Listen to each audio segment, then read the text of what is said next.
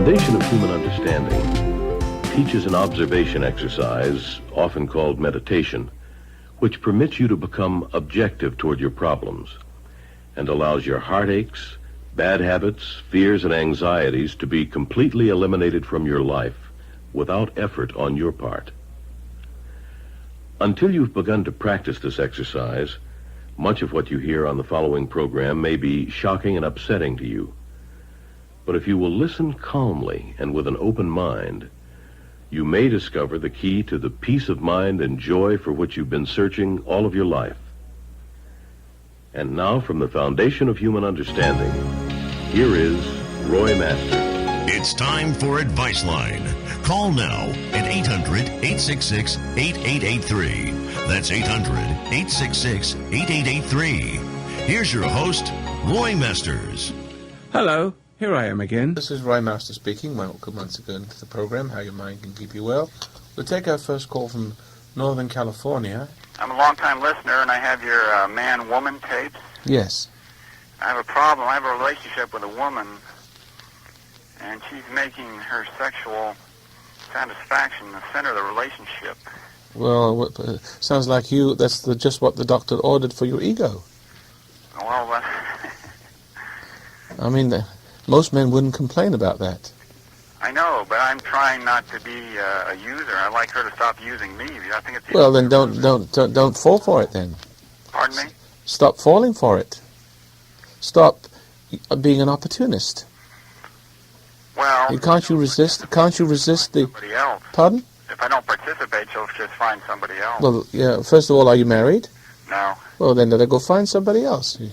I like her. She's a good person. Well, I don't know. How would she be a good person if she's all she's interested in sex, and if you don't give it to her, somebody else will? What's good about that? She's only interested in gratifying whatever needs she has, which for a woman is abnormal. I can understand a man being that way, but when a woman's like a man, she's really into that for power. What she loves is the power of your weakness. Yeah. She's the pusher, and you're the pushover. Yeah, well, She's pushing you. Women don't enjoy the sex like men do. Not like you think they do. Huh? She seems to enjoy it a lot. Oh, I know, but you don't understand what she's doing. Play it down and not make it the major thing in the relationship. Well, let's put it this way. The drug pusher is just as much addicted to the drug addict as the drug addict is to the pusher. Yeah. He enjoys his relationship with her. He wants the relationship to continue, just like this woman does. But the pusher gets a different set of feelings than you do, than the pushover does. Don't you see that? Yeah. Because the drug pusher usually is not on drugs. That doesn't mean to say that he isn't, but if he's really good at what he does, he's not on drugs at all. He's high on your failing, on the money and the power you give him. I mean, that is a great feeling. Well, I'm trying to get this girl... It's a great sensual feeling. Do you understand that? I understand that. I understand that reason. What I'm trying to do is maneuver her to be more like how you describe your daughter, to be waiting for a long time and finding the right man. What do you mean waiting for... you know what? You're not making any sense to me. I want the relationship to be a certain way. I don't want it to be based on her sexual satisfaction. I want a way of telling her but other things in life besides that. You don't have that relationship. You've just picked this woman up, and your relationship began like that, one of using and being used. You don't have my relationship with my daughter, with loving and caring and teaching her. To be, but well, then you don't have the authority. You don't have the weight of respectability on your side. You're just another bum that she feels good from. No, well, the trouble is, see, you can't teach her anything. You're a teacher, and she's the... You can't teach her anything. Correct her. You're not her teacher. You're the bum that you use. She's the pusher, and you're the bum. You're the user. No, it's not really on that level. It is on that level. Wake up, man. It is on that level. I need a kick in the pants. What you need is a kick somewhere. All right. Be good. Thank you. All right. Now we'll take our next call.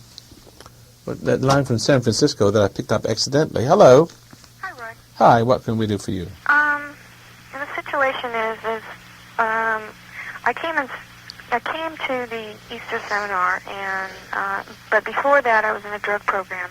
So after I came home from the seminar, I started meditating and listening. You mean you didn't meditate before you went to the seminar? No. Oh, that's unusual. Did you get something from it then? Uh-huh. You did? Yeah. So anyway, I'm supposed to go back to this drug program once a week. Well, do you need it? No. Well, then don't go. Well, You feel pressure from them? yeah. See, I went last night. Oh, they can't stand your freedom. And they started pressuring me. What do they want to do that for? That's the cause of drug addiction. You know what I'm talking about, don't you? I know what you're talking about, but what I can't understand is when I'm sitting there and they're all bombarding me with why I don't want to come back. You should tell them I don't need you anymore, thanks. I did, but They need you. my problem is that when they're asking me a question, I seem to be objective and I can answer it and everything. And then after it's all over with, I'm wondering what just happened to me. Why are you going there? I want to ask you a question. Why are you going there in the first place? Because I'm supposed to. No, you're not supposed to do anything. You're supposed to do what you know is right in your heart, and you're supposed to know what your needs are and what your needs are not. And you have to know what's right, and that's what you're supposed to do. Know right from wrong, wise from unwise. You have to know your own mind. That's what you're supposed to be doing. You're not supposed to be doing what people want you to do. What kind of human being are you? You shouldn't even been there in the first place. Then you wouldn't have this problem in the second place. All you have to do is realize, you shouldn't have gone there in the first place. You're still responding to peer pressure. That's the reason for why you were on drugs. That's the reason why you were on drugs, because if you respond to peer pressure, you're not responding to the call of the conscience of your Creator. You're not living the life that you were created to live. You're serving society, the spirit of society. You're not created to serve the spirit of society like an ant. Especially the evils in it. So why, after they bombard me with this pressure, do I find that I can't remember anything that went down? You mean remember anything that went down there, or? Well, it's like I walk away thinking, what just happened to me? What did they all say? Oh, great! Oh, great! It never impressed you. It's what you say. That's what you're telling me. It never made any memory. It never made any dent in you. You know, my wife accuses me of, well, something goes on. Something goes on at the office, or some situation comes along where she wants to know what happened. Right? I can't remember what happened. She accuses me of not wanting to tell her. I have no memory of those experiences. I have no reason to glorify and gloat in my victories, and I'm not upset enough to remember the negative. What he said to me and what I said to her, and she said to me and I said to her, but she said that to me. You know what I mean? I have no memory of the junk that people talk to me about. Everybody in the world, though, their problem is they have these memories of everything that happened to them every day. If you put me in a witness stand, you ask me what happened yesterday, I can't tell you. I forgot already. I feel like I'm born just today. Well, I started doubting myself, thinking that perhaps that I wasn't looking at what they were trying to tell me. No, they weren't saying anything. That's why you never heard it. But you can hear what I have to say, can't you? Yes. And it's memorable, isn't it? Good. You're in great shape. You've got a memory for the good things, and you haven't got memory for junk. They didn't say anything. That's why you can't remember it. You're not compatible with them anymore. Do you understand that? Yes. I understand you. This is a new experience for you. So why do I feel so confused? Well, the reason why you're confused is because you think there's something wrong with you for that, and that's not true. There's something right with you for that. You've just misunderstood. Oh. That's why you're confused. Okay. Now you think there's something wrong with you. Now you try to remember the things they say, and there's really not worth remembering. The stuff that goes on in those places isn't worth remembering it at all. Okay. Does it make you feel better now? Yeah. Don't go back. Forget it. Okay. You'll be all right on your own. You don't need them. They're all stupid over there. Let them wallow in their unconsciousness. Okay? Alrighty. Bye. Bye-bye. I can just see that average Schmo who doesn't understand a word I'm saying, but never mind. It's not for the average Schmo anyway. You're not the average Schmo, are you? Okay, I'm glad you're not, because otherwise you'd have turned off the dial, turned the dial on off a long time ago. Now let's take the next call. Line number 2. Hello, this is Roy Master speaking. Hi, Roy. Hi. Hi. I want to tell you I like where you're coming from. Thank you. I love where you're coming from. Thank you. And that's where I'm having a problem with. I have a very close relationship with my sister, and she introduced me to the meditation. And she's basically done a 180 now and is very much against it. And I'm finding a lot of, she's pulling out a lot of... She saw too much truth she wasn't ready to face. Yeah. It happens to a lot of people. Yeah. I almost feel like she thinks that her position with me is being threatened or overtaken by you. Yes. And that's exactly right, her power. Yeah.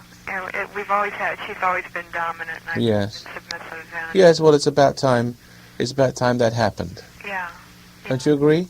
Yeah, well, I See, a lot of people who begin with me end up by being opposed to me because, on the surface I could be sounding like a rebel and, speaking about all the things that they kind of agree with, about authorities, the things I say about authority.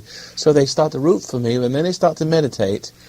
But how can I put it? That some people listen to me, and when they see me opposed to all the things that are going on in society, they use my rantings as to support their anger towards the world, right? Uh-huh. But I'm teaching them to forgive the world, which they can't do. Oh, yeah. When they start to meditate, they discover that I'm not really what they think I am. See what I mean? Yeah. And I'm not that person that's going to support them. Yeah. But I'm the kind of person that's going to bring them to face their own faults. Yeah. But they're the kind of people that like to look at the faults of others, and they think I'm going to help them to do that, you see? Yeah. Because they see me ranting and raving, and they say, yeah, man, go get him, Roy, and then they meditate, and they find a completely different view. Yeah, well, as I've become more objective and I've becoming more perceptive and around her and standing up to her, so to speak, which I have never done. Good. She becomes very angry, and she starts turning it around and saying, oh, yes. I'm very controlling, I'm being manipulative, and yes, of course. completely obsessed with you, and that she doesn't think it's the right environment. Yes, well, let's tell her it's none of your business. Yeah. Yeah? No, well, that's true. You say you tried it, and it didn't work for you, but it works for me, thank you. Yeah. I'll make up my own mind. And I appreciate you being concerned for me and all the rest of it, but I'll have to find out my own self, won't I? Yeah. Your problem is, sister, that you've always dominated me, and you've always interfered with my life. Yeah. And I've always been submissive. Now, this time I'm going to find out for myself. Thank you very much. Nice knowing you. Yeah. Well, I'm having anxiety because You probably still resent her, and she was able to cast some doubt in you. Yeah, she tries to confuse me. I went through, I was at one of your seminars, and I talked to you early, and I went through a pretty intense experience, and she started becoming very clinical about it and saying, well, was it some kind of post-hypnotic suggestion? And I started doubting what I was feeling. And well, the question is, you can answer this very simply, whether I have a good effect on you or whether she does. Whatever I do to you, are you more settled when you listen to me? Yeah. When you listen to her, are you more confused? Yes. Good. Now you know which way to turn. That's settled. All right, bye. We're going to take another...